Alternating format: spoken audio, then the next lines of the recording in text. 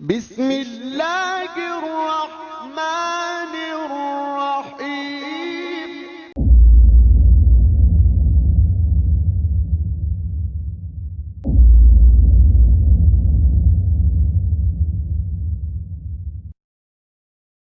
Assalamu alaikum. My question is kind of related to the one the sister started asking and the other one who commented on picking good things in religions. See, I believe Islam is part of this continuous chain of religions. Like if we're talking about Judaism, Christianity, and Islam. In order to be a Muslim, you have to believe first in Judaism and Christianity. My question is, like the similarities and the crucifixion of the Christ, like let me say the Islamic story about the crucifixion of the Christ, in other words, and I believe that it's, once this issue is clarified, we'll have no more major differences, like gaps will just turn off. The brother asked the question, he has posed two parts of the question, that a Muslim can only be a Muslim first if he believes in Judaism and Christianity and then Islam, which I disagree, brother. Allah says in the Quran in Surah Al-Imran, chapter number 3, verse number 19, Inna dina indallah al-Islam. The only religion acceptable in the sight of Allah is Islam. So what Moses, peace be upon him, preached was nothing but Islam. He never preached Judaism. What Jesus Christ, peace be upon him, preached was nothing but Islam. He never preached Christianity. The word Christianity doesn't exist in the Bible. Do you know that? The word Christianity doesn't exist in the Bible. The first time the word Christian is used in the book of Acts. In the book of Acts it says that the people of Antioch, they called the followers of Jesus Christ as Christians. It was a nickname given by the people of Antioch. Jesus Christ, peace be upon him, never heard the word Christian in his life. Do you know that?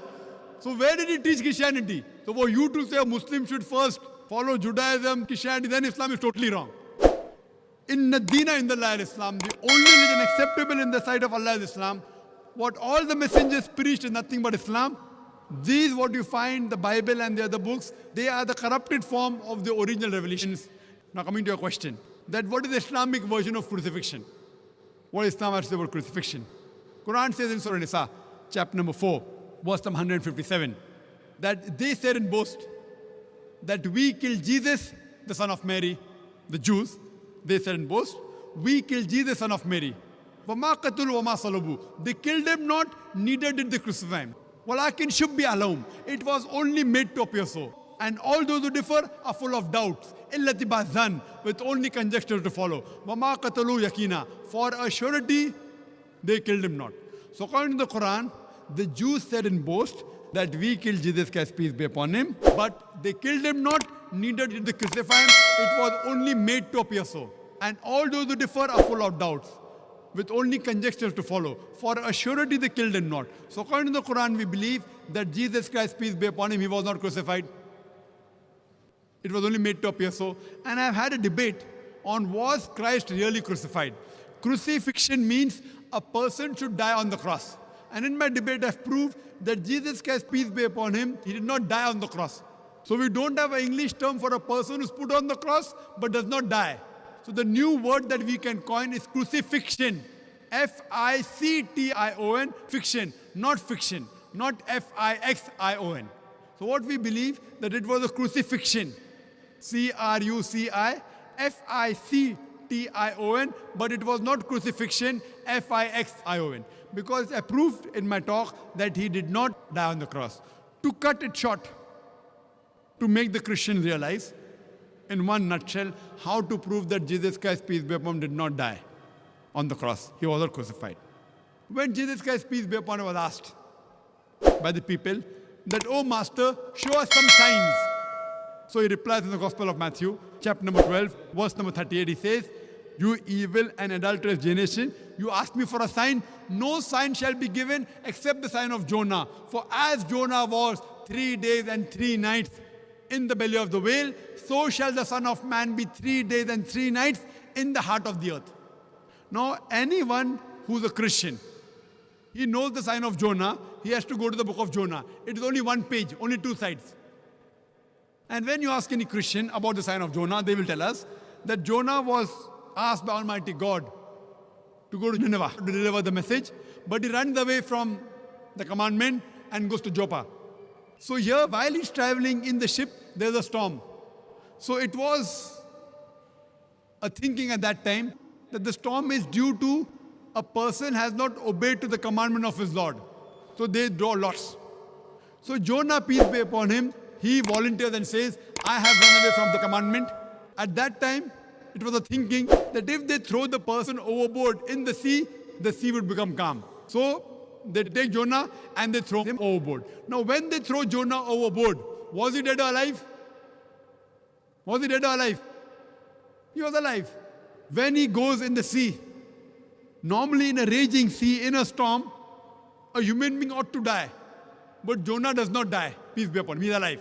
A fish comes and gobbles him up. When the fish gobbles him up, was Jonah dead or alive? He was alive. If he dies, it's not a miracle. He is alive, it's a miracle. 3 days and 3 nights, the fish takes him around the ocean. The man ought to die because of suffocation. He does not die. It's a miracle. The fish vomits him out on the shore. He ought to die. He does not die. It's a miracle of a miracle of a miracle of a miracle. He's thrown overboard. He does not die. A fish comes and gobbles him up. He does not die. 3 days and 3 nights, he roams in the belly of the fish. He does not die. He's vomited out. He does not die. A miracle of a miracle of a miracle. So Jesus Christ, peace be upon him, said that as Jonah was 3 days and 3 nights in the belly of the whale, so shall the Son of Man be 3 days and 3 nights in the heart of the earth. Now when you ask a Christian, Jesus Christ, peace be upon him, in the sepulchre, in his grave, for 3 days and 3 nights, was he dead or alive? Was he dead or alive? The Christians tell us he was dead. But then there's a contradiction. For him to fulfill the prophecy of the sign of Jonah, he has to be alive. So only on this one prophecy, there are various ways I can prove he wasn't crucified. It proves that Jesus Christ, peace be upon him, did not die on the cross. He was alive. So based on this, we can prove from the Bible that Jesus Christ, peace be upon him, he did not die on the cross.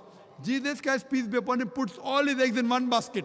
He says, no sign shall be given except the sign of Jonah. For as Jonah was 3 days and 3 nights in the belly of the whale, so shall the Son of Man be 3 days and 3 nights in the heart of the earth.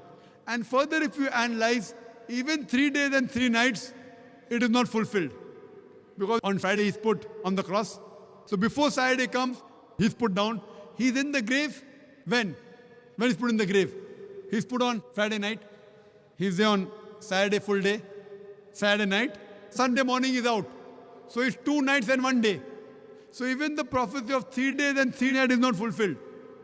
But surely if he has to fulfill the other way, like Jonah, he has to be alive. And I've given various arguments from the Bible and proofs that Jesus Christ, peace be, was not crucified. You can take my videotape. I had a debate with an Arab Christian, an Iraqi Christian. Was Christ really crucified? And I proved there that he was not crucified, he was raised up alive. Hope that answers the question.